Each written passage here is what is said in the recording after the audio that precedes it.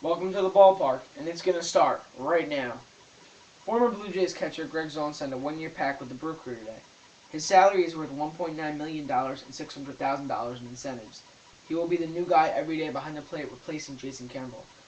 Personally, in my opinion, I think Kendall's always been one of those good offensive catchers. Hitting for average, hitting home runs over the fence. He's alright defensively, definitely not better than Zohn. Zohn knows some of these guys, though, that on the team he used to catch for. Not that great offensively. Defensively is a whole different story. He's been on a couple AL East teams. Now he's in the National League for the first time in about 4 or 5 years. And we'll see how he does with the starting role. Sean Figgins is very close to signing a contract with the Seattle Mariners. The deal is shooting for 4 years and $36 million. Figgins will take off to be the new leadoff man, and Figgins led the American League in walks with 101 and had 42 stolen bases. Figgins is one of those players that's explosive. You never know what he can do. He can either be a slumper or he can do great.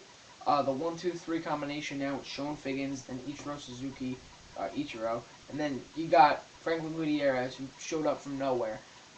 He's great defensively as Gutierrez and offensively, but now we're talking about Figgins. Figgins is very fast, has a little bit of pop in his bat. Not that good of a power hitter, but contact-wise, he's been pretty good. The hit and run combination, he can steal. In 4 years, $36 million. Perfect offer for this kind of guy.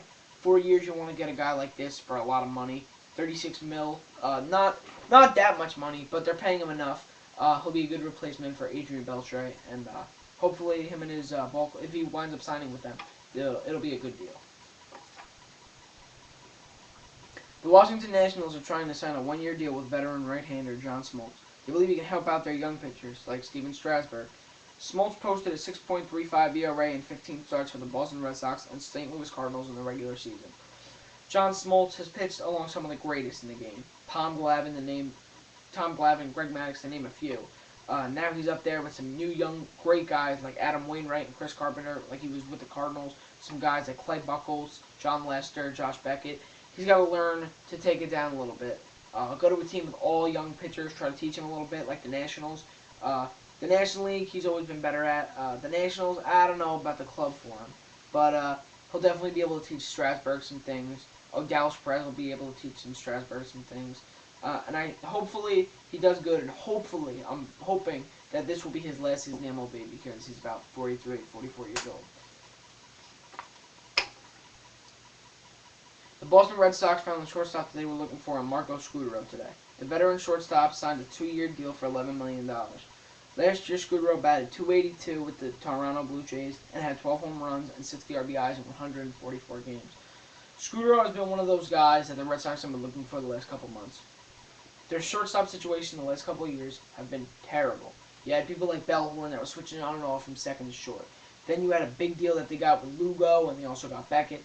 Lugo deal didn't work out so well. Now he's with the Cardinals. Jed Lowry started off, had a good first year. Now he's injury prone last 2 seasons. He's been iffy.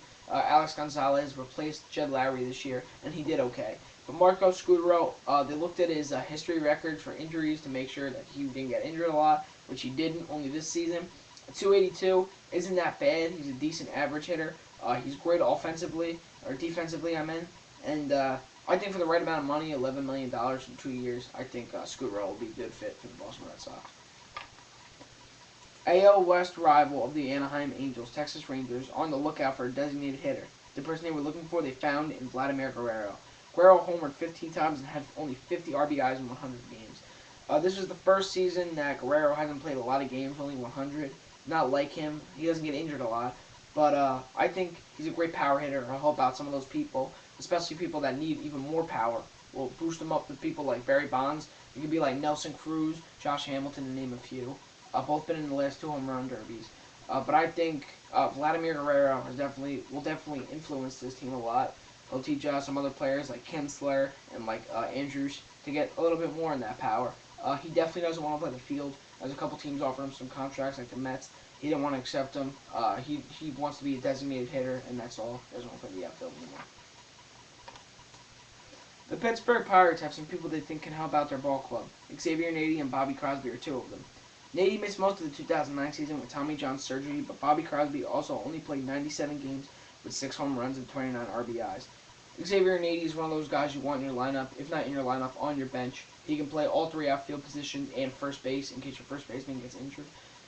He's a pretty decent hitter. He gets a little scared in the outfield, but he likes first base. Started off with the Padres, then went to the Mets, Pirates, the Yankees. Now he's looking to go back to the Pirates. He was dealt to the Yankees in a big deal with the Maso Marte, in which Pirates got people like Ross Ollendorf. But I think Bobby Crosby will be a whole different story. Crosby will definitely help out this team tremendously. Since Jack Wilson and Ian Snell were traded to the Seattle Mariners this season, they'll have better defensively since Freddie Sanchez is also gone. They need better defensive shortstop and second baseman, third baseman, things like that. Crosby said he's really looking forward if he can sign with the Pittsburgh Pirates. He didn't, like we said, he didn't play that good, but he was injury prone. He only played 97 games, 6 home runs, 29 RBIs, even in 97 games. That's not like Bobby. He's looking to be a good player in the future. Definitely helped out the Oakland Athletics as they lost players like Eric Chavez and things like that. Lastly, Placido Polanco was signed by the Philadelphia Phillies this week. He's been a great pickup for them. As you know, he won the Gold Glove with the Detroit Tigers at second base. They're going to move him over to third base, and I think, personally, Phillies now are going to be the best defensive infield in the National League. They got to be. You got Gold Glover Placido Polanco at third base. Shortstop, you got someone like J-Ro, Jimmy Rollins. Chase Utley, one of the best players in the MLB, at second, and Ryan Howard first with the power bat.